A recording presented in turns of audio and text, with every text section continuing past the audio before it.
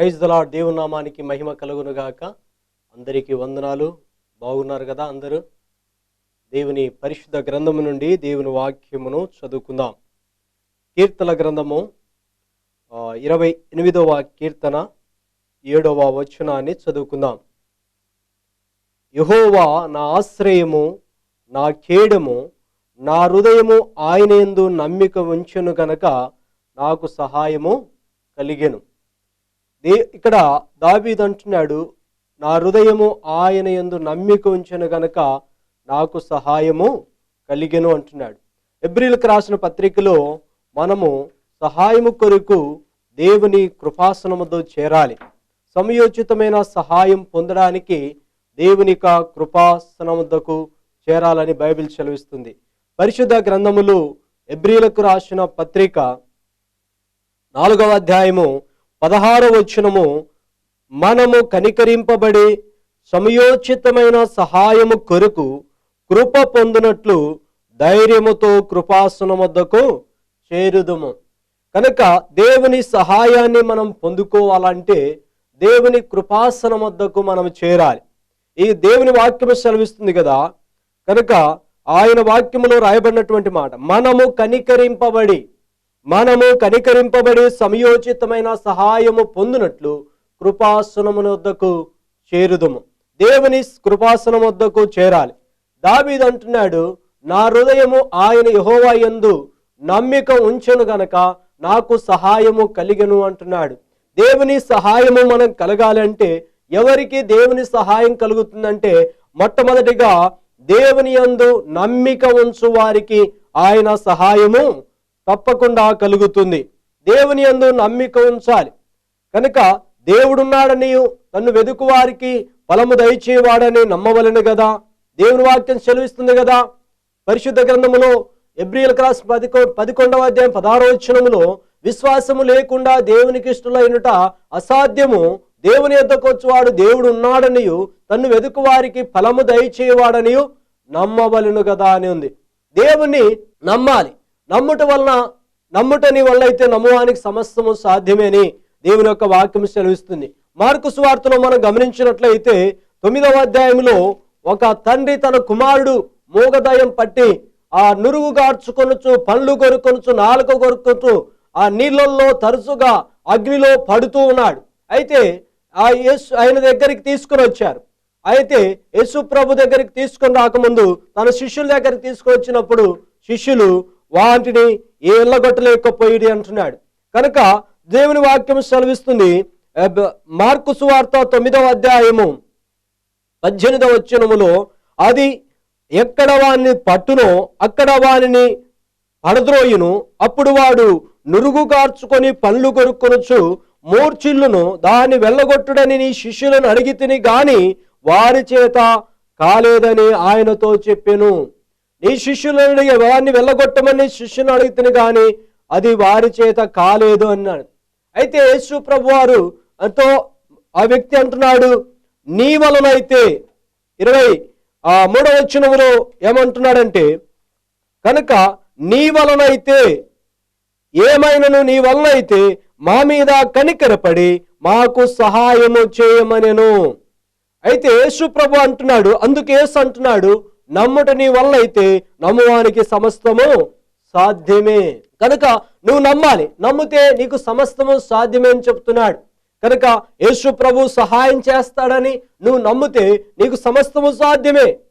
ఆ వ్యక్తి తన కుమారుడు బాల్యము నుండి అలాంటి వ్యాధితో బాధపడుతున్నాడు, అలాంటి సమస్యతో బాధపడుతున్నాడు. పుట్టినది మొదలుకొని బాల్యము నుండే అని దేవుని వాక్యం రాయబడింది. ఎంతకాలం వీనికి సంభవించనేది అని తండ్రిని అడిగితే బాల్యము నుండి అంటున్నాడు. నిజమే, బాల్యం నుండి వచ్చినటువంటి ఆ సమస్య యేసయ్య దగ్గరికి వచ్చినప్పుడు తొలగిపోతుంది. నమ్ముట నీ వల్ల అయితే నమ్మువానికి సమస్తము సాధ్యమైనప్పుడు ఆ తండ్రి అంటున్నాడు, నాకు అపనమ్మిక కలగకున్నట్లు సహాయము చేయమంటున్నాడు. కనుక యేసు ప్రభువారు ఆ యొక్క అపవిత్రాత్మను తొలగిపోయింది. మనం గమనించినట్లయితే మత్తయి సువార్తలో 15వ అధ్యాయంలో కనాను స్త్రీ యేసయ్య దగ్గరికి వచ్చింది. చూడండి, కనుక మత్తయి సువార్త 15వ అధ్యాయము 21వ వచనం నుంచి మనం గమనించినట్లయితే, యేసు అక్కడ నుండి బయలుదేరి తూరు సీదోన్ల ప్రాంతములకు వెళ్ళగా, ఇదిగో ఆ ప్రాంతముల నుండి కనాను స్త్రీ ఒకటి వచ్చి, ప్రభువా, దావీదు కుమారుడా, నన్ను కరుణింపుము, నా కుమార్తె దయ్యం పట్టి బహుబాధపడుచున్నదని కేకలు వేసెను. అందుకు ఆయన ఆమెతో ఒక్క మాట చెప్పలేదు. అప్పుడు ఆ శిష్యులు వచ్చి ఈమె వెంబడి వచ్చి కేకలు వేయుచున్నది గనుక ఈమెను పంపివేయమని ఆయన వేడుకొనగా, ఆయన ఇశ్రాయేలు ఇంటి వారు నశించిన గొర్రెల యొద్దకే గాని మరి ఎవరి యొద్దనూ నేను పంపబడలేదని చెప్పాను. ఆయనను ఆమె వచ్చి ఆయనకు మ్రొక్కి, ప్రభువా, నాకు సహాయము చేయమని అడిగెను. ప్రభువా, నాకు సహాయము చేయమని అడుగుతుంది. తన కుమార్తెలో ఉన్నటువంటి దయ్యమును వెళ్ళగొట్టమని ప్రభు పాదాల దగ్గరికి వచ్చి, ప్రభు సన్నిధికి వచ్చి మోకరించి ఆయనను చూచి ఆయన యొద్ద మ్రొక్కి సహాయము చేయమని అడుగుతుంది. యేసు ప్రభు అంటున్నాడు, పిల్లలు తినే రొట్టె ముక్క కుక్క పిల్లలకు వేయట యుక్తము కాదు అంటున్నాడు. పిల్లల రొట్టె తీసుకొని కుక్క పిల్లలకు వేయట యుక్తము కాదన్నప్పుడు ఆమె అంటుంది, నిజమే ప్రభువా, నిజమే ప్రభువా, కుక్క పిల్లలు కూడా తన యజమానుని బల్ల ఎదురుండి పడి రొట్టె ముక్కలు తినును కదా అన్నప్పుడు ప్రభు అంటున్నాడు, ఏమంటున్నాడు? ఆమె ఆ మాట చెప్పినప్పుడు అందుకు యేసు, అమ్మా, నీ విశ్వాసము గొప్పది, నువ్వు కోరినట్టే నీకు అవునుగా కానీ ఆమెతో చెప్పెను. ఆ గడియలోనే ఆమె కుమార్తె స్వస్థత నొందెను. చూడండి, కనుక సహాయం కోరింది, తనను తాను తగ్గించుకొని యేసయ్య పాదాల దగ్గరికి వచ్చి ఆయనకు మ్రొక్కి ఆయన ఆరాధించి ఆయన సహాయము కోరినప్పుడు ప్రభు సహాయము చేస్తున్నాడు. ఆమె యేసు ప్రభునందు విశ్వాసం ఉంచింది. యేసయ్య నా కుమార్తెలున్న దయ్యమును వెళ్ళగొడతాడు, నా కుమార్తెలను బాగు చేస్తాడని నమ్మి విశ్వాసంతో వచ్చింది కనుక నమ్మిన ఆమెకు యేసయ్య బాగు చేశాడు. నమ్మిన ఆమె కుమార్తెను బాగు చేశాడు. ఆమెకు సహాయము దొరికింది. నమ్మిన సోదరా సోదరి, నీవు కూడా ఎలాంటి పరిస్థితుల్లో ఉన్నా నమ్మినట్లయితే నీకు కూడా సహాయము చేయగలిగిన దేవుడు నీకు కూడా సహాయం చేస్తాడు. నువ్వు కూడా ఆయన సహాయాన్ని పొందుకుంటావు. చాలాసార్లు దేవుని యొద్ద నుండి సహాయం పొందుకోలేకపోవడానికి కారణము మనము అపనమ్మిక ఉంచడం వలన, నమ్మకపోవటం వలన, దేవుడిది చేస్తాడా, అవుతుందా అనేటువంటి చాలాసార్లు అపనమ్మకం ఉంచటం వలన దేవుని యొద్ద నుండి సహాయాన్ని పొందలేకపోతున్నావు. ఆ స్త్రీ నమ్మింది, సహాయాన్ని పొందుకుంది. ఆ యొక్క తండ్రి కూడా తన కుమారుని విషయంలో వచ్చాడు, నమ్మాడు, సహాయాన్ని పొందుకున్నాడు. ఈరోజు నీవు కూడా నమ్మినట్లయితే దేవుడు నీకు కూడా సహాయము చేస్తాడు. అందుకే దావీదు అంటున్నాడు, నా హృదయము యెహోవా యందు ఆయన యందు నమ్మిక ఉంచును గనక నాకు సహాయము కలిగెను అంటున్నాడు. దేవుని యందు విశ్వాస నా హృదయము నమ్మిక ఉంచింది గనక నాకు సహాయము కలిగింది. మొదటిగా దేవుని యందు నమ్మిక ఉంచే వారికి ఆయన సహాయము చేస్తాడు. ఎవరైతే నమ్ముతారో, విశ్వసిస్తారో వారికి తప్పకుండా సహాయము చేయగల దేవుడైనాడు. మొదటిగా. రెండవదిగా పరిశుద్ధ గ్రంథమును మనం గమనించినట్లయితే యోబు గ్రంథము 26వ అధ్యాయము 2వ వచనం, శక్తి లేని వానికి నీవు ఎంత సహాయము చేసితివి, బలము లేని బాహువును ఎంత బాగుగా రక్షించితివి. ఏమంటున్నాడు? శక్తి లేని వానికి నువ్వు ఎంత సహాయము చేసితివి. శక్తి లేని వారికి ఆయన సహాయము చేస్తాడు. రెండవదిగా, శక్తి లేని వారికి దేవుడు తప్పకుండా సహాయము చేస్తాడు. నాకు శక్తి లేదని నువ్వు దేవుని సన్నిధిలో ప్రార్థన చేసినట్లయితే, దేవునికి మొరపెట్టినట్లయితే దేవుడు తప్పకుండా నీకు సహాయము, నిస్సహాయ స్థితిని నువ్వు తెలియజేసినట్లయితే, నువ్వు దేవుని సహాయాన్ని కోరుకున్నట్లయితే తప్పకుండా ఆయన నీకు సహాయం చేస్తాడు. చూడండి, 2వ దినవృత్తాంత గ్రంథములు 14వ అధ్యాయము 11వ వచనాన్ని చదువుకుందాం. ఆస తన దేవుడైన యెహోవాకు మొరపెట్టి, యెహోవా విస్తారమైన సైన్యము చేతిలో ఓడిపోకుండా బలము లేని వారికి సహాయము చేయుటకు నీకన్నా ఎవరునూ లేరు. మా దేవా యెహోవా, మాకు సహాయము చేయుము. నిన్నే నమ్ముకొని ఉన్నాము. నీ నామమును బట్టి ఈ సైన్యమును ఎదిరించుటకు బయలుదేరి ఉన్నాము. యెహోవా, నీవే మా దేవుడవు, నరమాతృనిపైనే విజయమునొందనీయకుము అని ప్రార్థింపగా, ఆస ప్రార్థన చేస్తున్నాడు. కూషీయుడైన జరహు యుద్ధానికి వచ్చినప్పుడు ఆసా దేవుని సన్నిధిలో ప్రార్థన చేస్తున్నాడు. ఆసా తన దేవుడైన యెహోవాకు మొరపెడుతున్నాడు. విస్తారమైన సైన్యము చేతిలో ఓడిపోకుండా మాకు సహాయము చేయి. కనుక శక్తి లేని బలము లేని మాకు సహాయము చేయము. నీకన్నా ఎవరు ఉన్నారు? నీవే మాకు సహాయం చేయాలి, నీవే మాకు దిక్కన్నట్లుగా ప్రార్థిస్తున్నాడు. ప్రార్థిస్తున్నప్పుడు దేవుడు సహాయము చేశాడు. ఆసా దేవుని దృష్టిలో అనుకూలంగా నడుస్తున్నాడు. 2వ వచనంలో గమనించినట్లయితే ఆసా తన దేవుడైన యెహోవా దృష్టికి అనుకూలముగాను యథార్థముగాను నడిచిన వాడై అని ఉంది. కనుక దేవుని దృష్టికి అనుకూలంగా నడుస్తున్నాడు, యథార్థంగా నడుస్తున్నాడు. దేవుని దృష్టికి అనుకూలంగా ఉన్నాడు, యథార్థంగా నడుస్తున్నాడు. అలాగే అన్య దేవతల బలిపీఠములను పడగొట్టి ఉన్నత స్థలమును పాడు చేసి పతిమలను కొట్టి దేవతా సంబంధులు కొట్టివేశాడు. కనుక దేవుని యందు యథార్థత కలిగి ఉంటున్నాడు, దేవుని దృష్టికి అనుకూలంగా నడుస్తున్నాడు, దేవునికి మొరపెట్టుకున్నాడు. దేవుడు సహాయము చేశాడు. శత్రు సైన్యము పారిపోయింది, శత్రువులు పారిపోయారు, విజయాన్ని చూడగలిగారు, దేవుని యొక్క సహాయాన్ని పొందుకోగలిగారు. మన శక్తిహీనులని ప్రార్థన చేసినప్పుడు దేవుడు తన శక్తిమంతుడైన దేవుడు సహాయము చేశాడు. ఎప్పుడైతే నువ్వు శక్తిహీనుడని దేవునికి నువ్వు మొరపెట్టడం చేస్తావో అప్పుడు దేవుని యొక్క సహాయము నీకు అనుగ్రహించబడుతుంది. దేవుడు తప్పకుండా నీకు సహాయము చేస్తాడు. కనుక ఆసా తన దేవుడైన యెహోవాకు మొరపెట్టినప్పుడు దేవుడు సహాయము చేశాడు. దేవుని యొక్క వాక్యములో మనం గమనించినట్లయితే యెషయా గ్రంథము 49వ అధ్యాయము, యెషయా గ్రంథములో మనం గమనించినట్లయితే యెషయా గ్రంథము 40వ అధ్యాయము 29వ వచనములో రాయబడినటువంటి మాటను చదువుకుందాం. సొమ్మసిలిన వారికి బలమిచ్చువాడు ఆయనే, శక్తిహీనులకు బలాభివృద్ధి కలగజేవాడు ఆయనే. సొమ్మసిలిన వారికి బలమిచ్చువాడు ఆయనే, శక్తిహీనులకు బలాభివృద్ధి కలగజేవాడు ఆయనే. సొమ్మసిల్లిపోయి ఉంటున్నావా? శక్తిహీనం అనుకుంటున్నావా? నా వల్ల ఏమీ కాదు అనుకుంటున్నావా? నీలో నుండి దేవుడు శక్తినిస్తాడు. లోకంలో ఉన్నవానికంటే నీలో ఉన్నవాడు, మనలో ఉన్నవాడు బలవంతుడు. ఆ బలవంతుడైన దేవుడు నీకు సహాయం చేస్తాడు. ఎప్పుడైతే సొమ్మసిల్లిన పరిస్థితిలో సొమ్మసిల్లిన వారికి ఆయన బలమిచ్చువాడు, శక్తిహీనులకు బలాభివృద్ధి కలగజేవాడు. ఏ విషయాన్ని బట్టి నువ్వు సొమ్మసిల్లిపోయావు? ఏ పరిస్థితిని బట్టి సొమ్మసిల్లిపోయావు? అయ్యా సోదరా సోదరి, ఏ స్థితిలో నువ్వు సొమ్మసిల్లిపోయావో దేవుని వైపు నువ్వు చూసినట్లయితే, దేవునికి మొరపెట్టినట్లయితే, ప్రార్థన చేసినట్లయితే తప్పకుండా దేవుడు నీకు సహాయం చేస్తాడు. ఆసా దేవుడైన యెహోవాకు మొరపెట్టినప్పుడు, బలము లేని వారికి నువ్వు సహాయం చేయమని అడిగినప్పుడు, శక్తి లేని నాకు సహాయం చేయమని అడిగినప్పుడు దేవుడు తన సహాయము చేశాడు. నీ జీవితంలో కూడా నీవు కూడా దేవునికి మొరపెట్టుకున్నట్లయితే, బలహీనుడని ఒప్పుకున్నట్లయితే దేవుడు తప్పకుండా సహాయం చేస్తాడు. మొదటిగా మనం చూశాం, ఆయన యందు ఎవరైతే నమ్మిక ఉంచుతారో, విశ్వసిస్తారో వారికి తప్పకుండా దేవుడు సహాయము చేస్తాడు. రెండవదిగా శక్తిహీనులకు, శక్తి లేని వారికి ఆయన సహాయము చేస్తాడు.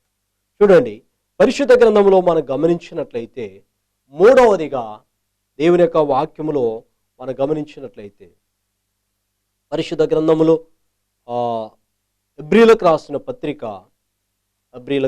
పత్రిక 2వ అధ్యాయము, ఎబ్రీ పత్రిక 2వ అధ్యాయము 18వ వచనాన్ని చదువుకుందాం. తాను శోధింపబడి శ్రమ పొందెను గనక శోధింపబడు వారికి సహాయము చేయగలవాడై ఉన్నాడు. యేసు ప్రభువారు శోధించబడాడు. శోధించబడిన ప్రభు శోధించబడుచున్న వారికి సహాయము చేయగలడు. శోధించబడుతున్నావా? అయితే నీకు ఆయన సహాయం చేయగలడు. యేసు ప్రభువారు శ్రమపడాడు, బాధపడాడు, సైతానుతో శోధించబడాడు, అనేక విధాలుగా శోధన ఎదుర్కొన్నాడు, శోధన జయించాడు. ఈరోజు నువ్వు శోధనల గుండా వెలుచున్నావా? దేవుని యొక్క వాక్యం సెలవిస్తుంది, శోధన వెంబడి శోధన నీ కుటుంబంలో వస్తుందా? శోధన వెంబడి శోధనకు గురవుతున్నావా? నానా విధమైన శోధనలో పడినప్పుడు అది మహానందమని ఎంచుకుంటే ప్రభు నీకు సహాయం చేస్తాడు. యాకోబు పత్రిక 1వ అధ్యాయము 2వ వచనములో, నా సహోదరులారా, మీ విశ్వాసమునకు కలుగు పరీక్ష ఓర్పు పుట్టించునని ఎరిగి మీరు నానా విధములైన శోధనలో పడినప్పుడు అది మహానందమని ఎంచుకొనుడి. మీరు సంపన్నులను అనాంగులను ఏ విషయంలోనైనను కొదవలేని వారినైనట్లు ఓర్పు తన క్రియను కొనసాగింపనీడి. శోధనలో, నానా విధములైన శోధనలో పడినప్పుడు, సోదరా సోదరి, ఎటువంటి శోధన గుండా వెలుచున్నావు? ఎటువంటి శోధనను ఎదుర్కొంటున్నావు? భార్య ద్వారా శోధన వస్తుందా? భర్త ద్వారా శోధన వస్తుందా? ఇరుగు పొరుగు వారి ద్వారా శోధన, కుటుంబంలో శోధన, బయటి వారి ద్వారా శోధన, లేకపోతే సాతాను ద్వారా శోధించబడుతున్నావా? అయితే ఏ విధమైనటువంటి శోధనలో ఉన్నా శోధించబడిన ప్రభు, ఆయన తాను శోధించబడాడు కనుక శోధించబడు వారికి సహాయము చేయగల ప్రభు ఉన్నాడు. ఆయన నీకు సహాయం చేస్తాడు. అయితే ఆయన మీద నువ్వు విశ్వాసం ఉంచి, నమ్మిక ఉంచి, ఆయన దగ్గర నువ్వు ప్రార్థించినట్లయితే ప్రభు తప్పకుండా నీకు శోధనలో సహాయము చేయగలవాడై ఉన్నాడు. దేవుని యొక్క వాక్యము సెలవిస్తుంది, కీర్తన గ్రంథము 54వ కీర్తన 4వ వచనములో, ఇదిగో దేవుడే నాకు సహాయకుడు, ప్రభువే నా ప్రాణమును ఆదరించువాడు. దేవుడే నా సహాయకుడు, ఆయనే నా ప్రాణమును ఆదరించువాడు అంటున్నాడు కీర్తనకారుడు. శోధనల గుండా వెలుచున్నప్పుడు ప్రభువే నిన్ను ఆదరిస్తాడు, ప్రభువే నిన్ను బలపరుస్తాడు. అయితే శోధనలో నువ్వు చేయవలసింది ఏంటంటే ప్రార్థన చేయాలి. శోధనలు జయించాలంటే ప్రార్థన. ప్రభువైన యేసుక్రీస్తు వారు ఆయన సెలవిస్తున్నటువంటి మాట చూడండి, మార్కు సువార్తలో మనం గమనించినట్లయితే 14వ అధ్యాయము 37-38 వచనాలు చదువుకుందాం. మరలా ఆయన వచ్చి వారు నిద్రించుచుండొచ్చుట చూచి, సీమోను, నువ్వు నిద్రించుచున్నావా? ఒక్క గడియలో మేలుకొని ఉండలేవా? మీరు శోధనలో ప్రవేశించుకున్నట్లు మెలకుగా ఉండి ప్రార్థన చేయుడి. ఆత్మ సిద్ధమే గాని శరీరము బలహీనమని పేతురుతో చెప్పి, తిరిగిపోయేంతకు ముందు పలికిన మాటలనే పలుకుచు ప్రార్థించెను. ఆయన తిరిగి వచ్చి చూడగా వారు నిద్రించుచుండిరి. ఏలయనగా వారి కన్నులు భారంగా ఉండెను. ఆయనకేమి ఉత్తరం ఇవ్వవలనో వారికి తోచలేదు. ప్రభువైన యేసుక్రీస్తు వారు మరణము సమీపించినప్పుడు గెస్తమైన తోటలో తన శిష్యులతో కూడా వెళ్ళి ప్రార్థిస్తున్నాడు. శిష్యులను ప్రార్థన చేయమని చెప్పి ఆయన ఆమెడ దూరం వెళ్ళి ప్రార్థిస్తున్నాడు. అయితే తిరిగి వచ్చి చూసినప్పుడు శిష్యులు నిద్రపోతున్నారు. కనుక యేసు ప్రభువు వారు అంటున్నారు, మరలా ఆయన వచ్చి వారు నిద్రించుట చూచి, సీమోను నిద్రించుచున్నావా? ఒక్క గడి అయినను మేలుకొని ఉండలేవా? మీరు శోధనలో ప్రవేశించుకున్నట్లు మెలకుగా ఉండి ప్రార్థన చేయుడి. అయ్యా, అమ్మా, చెల్లి, తమ్ముడు, ప్రార్థిస్తున్నావా? శోధనలో పడకుండా ఉండాలంటే, శోధన నుంచి విడుదల పొందాలంటే నీవు మెలకుగా ఉండి ప్రార్థన చేయాలి. ప్రార్థన చేసినట్లయితే శోధనలో నీకు జయం వస్తుంది. ప్రభువైన యేసుక్రీస్తు వారు శోధన జయించాడు. 40 దినాలు ఉపవాసం ఉండి ప్రార్థన చేశాడు, శోధన జయించాడు. నీవు కూడా ప్రార్థన చేస్తున్నట్లయితే శోధన జయించగలవు. నీకు వస్తున్న శోధనలో నువ్వు జయించాలంటే మెలకుగా ఉండి ప్రార్థన చేయాలి. మీరు శోధనలో ప్రవేశించుకున్నట్లు మెలకువగా ప్రార్థన చేయమంటున్నాడు. ఒకవేళ ఆల్రెడీ ఇప్పుడే నీకు శోధనలు ఎదురయ్యా, శోధనలో ఉంటున్నావా, ఎటువంటి శోధనలు గుండా వెలుచున్నావు, అయితే భయపడకుము, ధైర్యంగా ఉండి మెలకువగా ఉండి ప్రార్థన చేసినట్లయితే శోధనలో నుండి ప్రభువు నిన్ను విడిపిస్తాడు. మనం వచ్చే శోధనలు అవి మనుషులకు వచ్చే శోధనలే. ప్రతి వారికి శోధనలు వస్తాయి, శోధన తప్పకుండా వస్తుంది. అయితే శోధనలో ప్రవేశించుకున్నట్లు మెలకువగా ఉండి ప్రార్థన చేయమని ప్రభువారు చెప్పారు. అంతేకాదు, శోధనలను ప్రార్థించినట్లయితే శోధన నుండి విడుదల పొందుతావు. కొరింథీయులకు రాసిన మొదటి పత్రిక 10వ అధ్యాయము 13వ వచనములో మనం గమనించినట్లయితే, సాధారణంగా మనుష్యులకు కలుగు శోధన తప్ప మరి ఏది మీకు సంభవింపను లేదు. దేవుడు నమ్మదగినవాడు, మీరు సహింపగలిగినంత కంటే ఎక్కువగా ఆయన మిమ్మల్ని శోధింపబడనీయడు.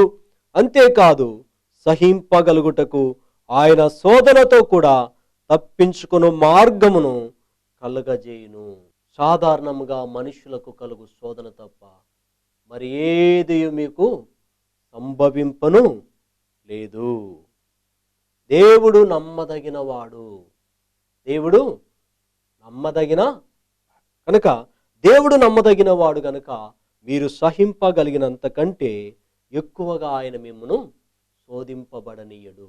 శోధనలో కూడా తప్పించుకునేటువంటి మార్గాన్ని కూడా ఆయన కలగజేస్తాడు. ప్రియా సోదరా సోదరి, శోధన గుండా వెళ్తున్నావా? అయితే శోధన జయించాలంటే ప్రార్థన చేయాలి. ప్రార్థన చేసినట్లయితే దేవుడు నీకు శోధనలో నుండి తెచ్చుకునే మార్గమును తెలియజేస్తాడు. ఆ శోధనలోంచి బయటపడే స్థితి నీకు అనుగ్రహించబడుతుంది. కనుక దేవుడు సహాయం చేయగలడు. ఎవరికి ఆయన సహాయం చేయగలడంటే, ఒకటి, ఆయన యందు నమ్మిక ఉంచు వారికి, రెండవదిగా శక్తి లేని వారికి, మూడవదిగా ఆయన శోధింపబడిన వారికి సహాయము చేయగలడు. ప్రభునందు నువ్వు నమ్మిక ఉంచినట్లయితే తప్పకుండా నీకు సహాయము ఆయన ద్వారా అనుగ్రహించబడుతుంది. రెండవదిగా, నీవు శక్తి లేని వాడవు, శక్తి లేని దానవని ప్రభు మీద ఆధారపడినట్లయితే, ప్రభు మీద ఆధారపడి నువ్వు ప్రార్థించినట్లయితే తప్పకుండా నీకు సహాయం ఆయన చేస్తాడు. మూడవదిగా, శోధింపబడుచున్నావా, శోధించబడుచున్న నీకు కూడా ఆయన సహాయము చేస్తాడు.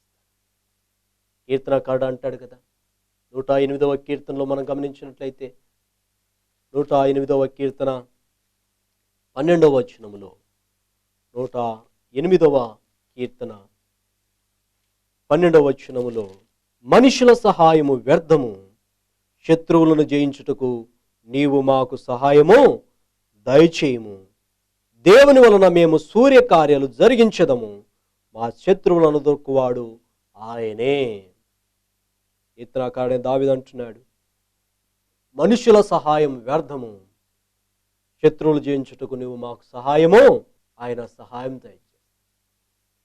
మనుషులు ఈరోజు సహాయం చేస్తారు, రేపు సహాయం చేయరు. దేవుడు ఎల్లవేళలా నీకు సహాయం చేస్తాడు. మనుషుల సహాయం, మనుషుల వైపు నువ్వు చూస్తున్నావేమో, మనుషుల చేతుల వైపు చూస్తున్నావు, మనుషులు సహాయం చేస్తారని మనుషుల వైపు ఉంటున్నాడు. కానీ దేవుని వైపు చూసి ప్రార్థించినట్లయితే దేవుడు సహాయము చేస్తాడు.